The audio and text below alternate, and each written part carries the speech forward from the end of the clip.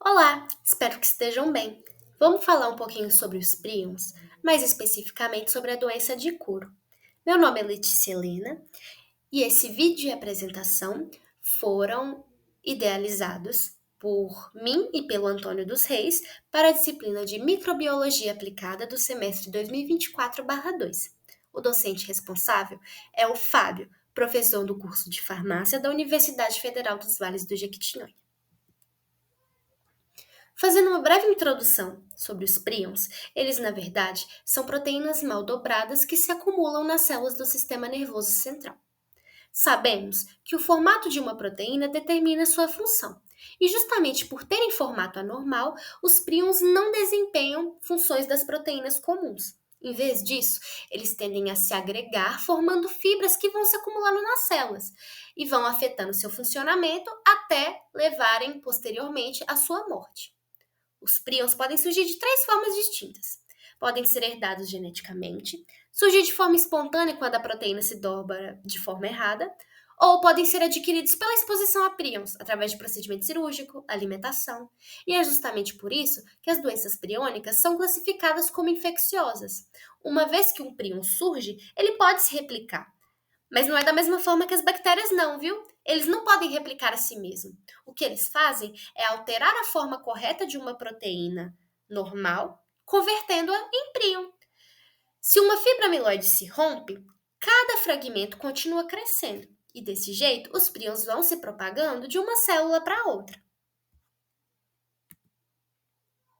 Falando especificamente sobre a doença de Kuro, ela é caracterizada pela perda e degeneração dos neurônios, normalmente acompanhada da formação de espaços vazios, que chamamos de vacúolos, e que dão uma aparência esponjosa ao tecido nervoso. Também, em alguns casos, podem aparecer depósitos de proteínas anormais que nós chamamos de placas amiloides. Essas placas amiloides e a aparência esponjosa estão bem representadas nas imagens desse slide. Essas alterações são observadas no cérebro, medula espinhal, mas principalmente evidentes no cerebelo, que é a região do sistema nervoso responsável por coordenar e controlar os movimentos do corpo. Isso está também muito ligado à sintomatologia da doença, que vai ser abordada mais à frente no vídeo. Entendendo a história e contexto da doença, acredita-se que ela surgiu em um único caso esporádico por conta de um dobramento errado de uma proteína. Acredita-se, então, que os prions desse único indivíduo, onde a doença surgiu, foram transmitidos através da prática de consumo de parentes mortos, ampliando a quantidade de prions e infectando outras pessoas. Com o tempo, essas pessoas também passariam a contaminar outras, quando faleciam e eram consumidas por seus parentes, criando assim uma epidemia, um ciclo, né? Isso aconteceu na região das terras altas orientais da Papua Nova Guiné e no grupo linguístico Fore. Esse grupo, essa comunidade, tinha esse tipo de ritual de antropofagia, porque eles acreditavam que marcava respeito e luto pelos entes queridos.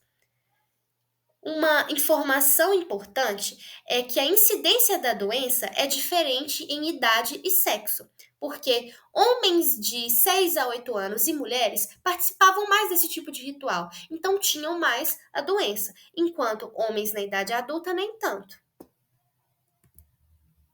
Sobre os aspectos clínicos da doença, sendo uma doença que afeta o cérebro, ela causa diversos problemas motores, cognitivos, dores de cabeça, dores nas articulações, tremores e espasmos, dificuldade para andar. Inclusive, uma curiosidade legal é que o nome Kuro advém da língua Fore, desses povos que eu falei anteriormente, e significa tremor.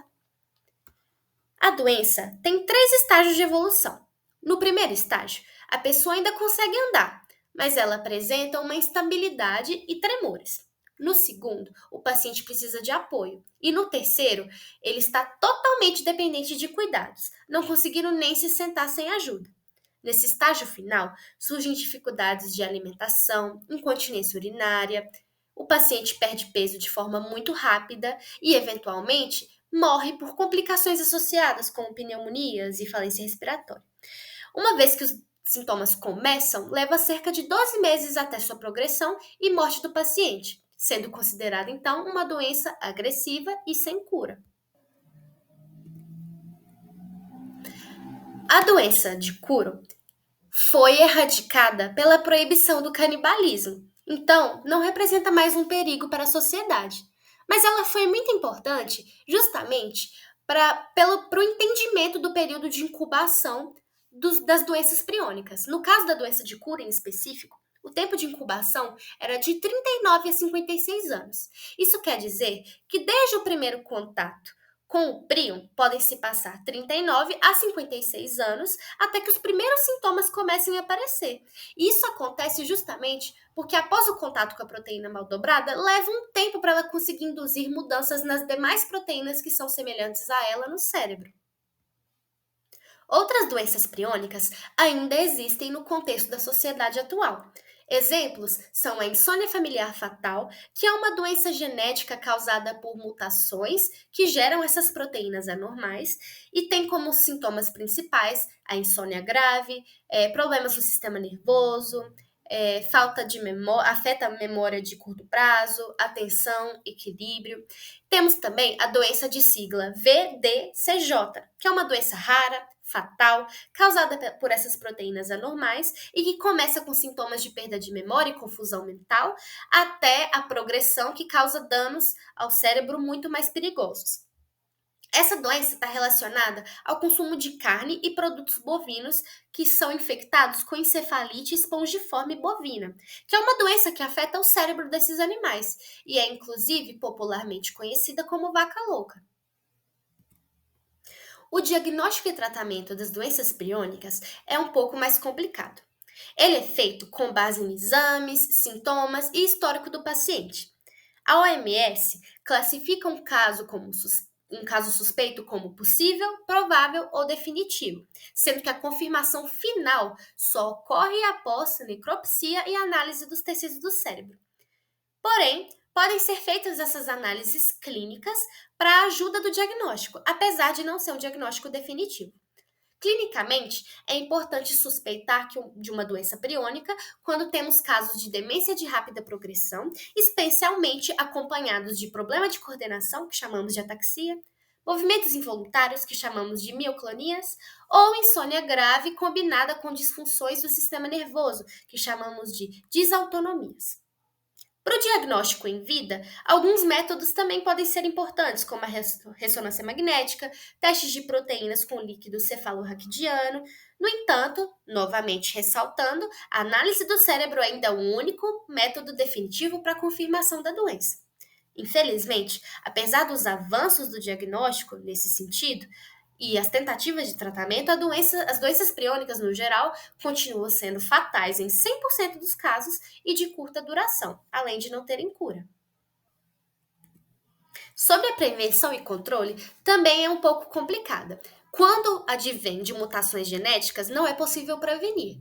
Mas quando advém do consumo, por exemplo, de carne, como vimos em uma das doenças nos slides atrás, podem ser feitos os cuidados, né, necessários para o consumo apenas de produtos bovinos de qualidade comprovada, evitando assim o aparecimento, né, dessa doença. Inclusive, existem regulamentações e fiscalizações sobre o manuseio e a alimentação dos bovinos, que podem ajudar a prevenir a disseminação dessas doenças. Então, é algo feito, inclusive, nos próprios animais, antes mesmo da carne ou do produto dele ser liberado, né, na criação desses animais. Bom, o farmacêutico ele pode colaborar muito no contexto das doenças priônicas. Ele pode colaborar em uma equipe multiprofissional no diagnóstico, realizando essas pesquisas que eu já falei anteriormente, mesmo que a definitiva seja apenas na necropsia, né? Embora essas doenças não tenham cura, esse diagnóstico precoce, clínico, ele permite que os sintomas sejam tratados de forma mais eficaz, promovendo o controle de sintomas como os tremores, a insônia, os distúrbios cognitivos, que vai melhorar a qualidade de vida do paciente por um tempo e proporcionar certo conforto e alívio durante o avanço da doença. Esses farmacêuticos, eles podem orientar sobre o uso desses medicamentos, garantindo esse uso adequado e minimizando interações medicamentosas e monitorando os efeitos adversos. Além disso, o farmacêutico pode atuar na orientação sobre o risco genético, especialmente em famílias afetadas, ajudando na educação sobre prevenção e ajudando também no rastreamento de familiares que possam estar em risco por conta dessa contribuição genética.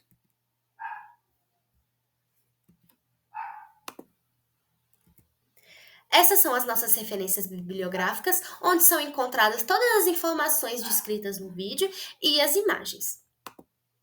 Nós agradecemos a atenção e desejamos um bom dia, boa tarde, boa noite. Até mais!